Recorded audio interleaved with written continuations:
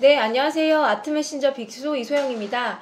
제목이 좀 자극적일 수도 있는데 오늘의 제목은 바로 그림 이렇게 사면 망한다 이것입니다. 제가 아트 컬렉팅을 10년 정도 했거든요. 근데 그 과정에서 정말 매번 그 작품을 사고 만족스러운가? 라는 질문에 그렇지 못했던 작품들이 있었던 것 같아요.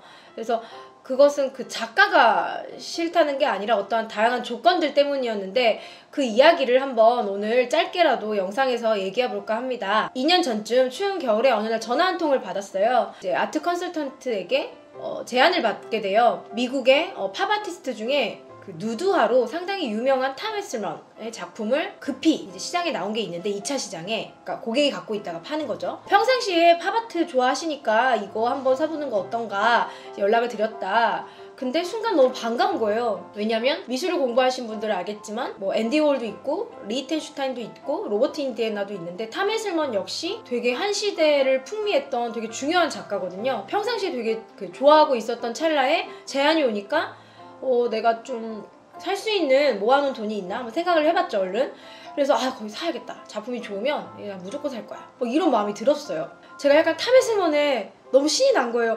내가 그 작품을 소장할 수 있다니. 그러면서 이제 좀 흥분을 했던 것 같아요. 그렇게 해서 결국엔 10분 만에 이제 결정을 하게 돼요. 그래서 이 과정이 결국엔 2년이 지난 지금 어떤 것들이 좀 실수였나 이제 생각을 해봤더니 3가지로 이제 요약이 되는데요.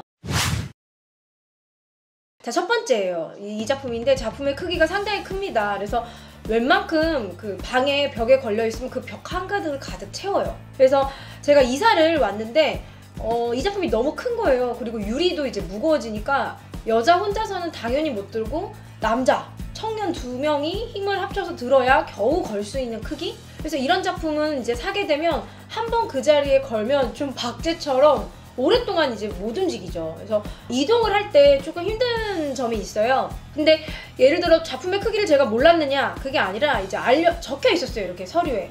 근데 문제는 50, 50 이런 것들은 좀 생각이 예상이 가능한데 작품 크기가 막 2m 넘어버리면 사실 성인 남자 한 명이 누워있는 크기잖아요. 그러다 보니까 좀 현실적으로 생각을 이게 과연 어느 정도의 부피를 차지하지? 이제 일단 좀 멀게 느껴지니까 크기가 클수록 자기가 줄자를 가지고 우리 집에 어디에 걸지 한번 좀 생각을 해볼 필요가 있어요. 저 친한 분이 얼마 전에 작품을 샀어요. 영국에서. 근데 집에 도착했대요. 배송이. 벽이 왔대요. 벽. 그 정도로 너무 포장도 크니까 아파트로 들어가지를 못해서 어떻게 해야 되지 하고 이제 당황스러웠다는 거예요. 그래서 맞아. 탐 웨슬런 작품은 큰 건 되게 크지? 이러면서 이제 웃으면서 이야기를 끝냈는데 크기에 대해서 생각을 하지 못한 부분이 있었고,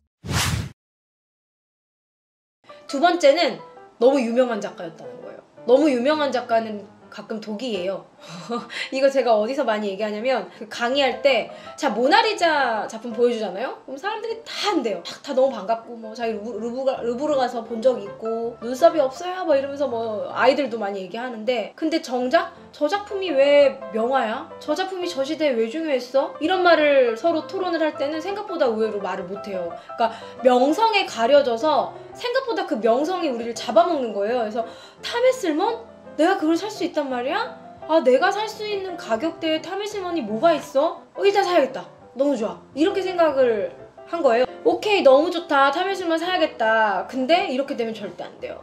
자, 탐 웨슬런 같은 경우에는 시기별 시리즈가 달라요. 뭐 어떤 시기에는 눈, 코, 입이 있어요. 여자의 누드에. 근데 어떤 시기에는 눈, 코, 입이 없어요. 그게 더 매력적인 것도 있어요. 또 어떤 건 색깔이 되게 화려해요. 근데 어떤 건 제가 산 것처럼 색깔이 되게 모노톤이에요. 드로잉도 있어요. 아주 작은. 그리고 중간 사이즈의 그 크기도 있고 되게 큰 사이즈도 있고 정우라도 있고 누드화도 있고, 이 누드도 일부분만 있는 누드가 있고 전체가 다 나온 누드가 있단 말이에요. 그럼 적어도 탐 웨슬런은 일단 너무 잘 골랐다. 그럼 내가 탐 웨슬런 작품 중에 2천만 원대에 뭘 살 수 있는지를 한번 리스트업을 해봤어야 됐어요.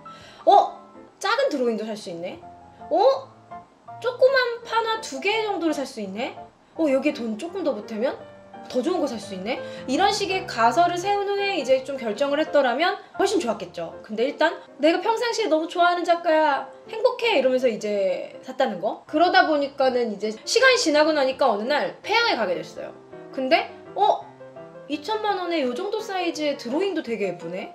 드로잉은 유니크 피스잖아요. 하나는 이제 그 에디션이 있고, 그럼 만약에 그 순간 혹시나 드로잉을 찾을 수 있었더라면 드로잉을 사는 것도 좋았겠다, 이런 식으로 이제 다양한 생각을 하게 되는 거죠. 근데 제가 이미 다양한 고민 끝에 골랐으면 후회가 없는데 고민을 안 한 채 그냥 한 가지 중에서 골랐기 때문에 이런 식의 어떠한 후회를 할 수도 있다는 거죠. 이해되셨죠?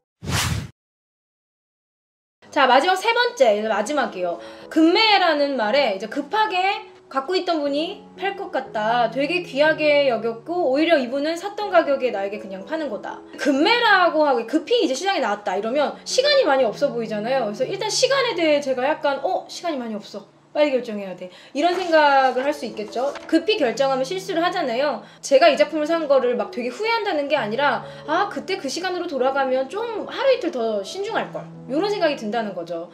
저도 이제 약간 그랬던 것 같아요. 빨리 사야 돼, 지금 결정해야 돼, 용기 있는 자가 좋은 작품을 얻어! 막 이러면서 빨리 사서 이렇게 행복하게 지냈는데 어느 날 제 친구가 소영아, 나 너네 집에 있는 그 시리즈 되게 예쁘던데 나도 한번 찾아봤어. 근데 이 가격에 샀어? 라고 저한테 보여줬어요. 사이트를. 외국 사이트였는데 말도 안 되게 거의 제 작품에 거의 반값인 거예요. 물론 거기에 이제 배송료나 액자비 이런 게 많이 들어가겠죠. 그래도 훨씬 싼 거예요.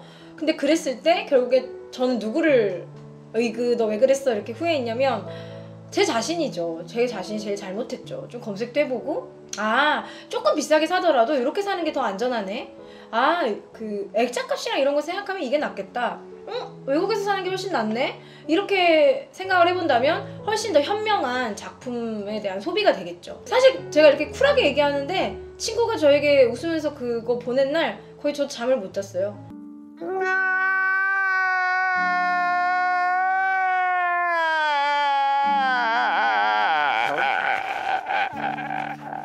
컬렉팅을 하다 보면 모든 작품을 다 최고 똘똘하게 살 수도 없거든요. 실수도 하고 경험도 하고 또 내가 좋아했기 때문에 선택한 작품이기 때문에 책임도 내가 지는 것도 맞고. 그럼 이 중에 영상 보시는 분 중에 컬렉팅에 관심이 있으시다면 저처럼 이런 세 가지 실수 하지 마시고 조금 사기 전에 공부도 하고 검색도 하고 좀 나의 취향에 대해서도 깊이 있게 생각을 해보면서 좀 행복한 안전한 컬렉팅을 하셨으면 좋겠습니다. 그럼 오늘은 여기까지 영상을 찍을게요. 안녕히 계세요.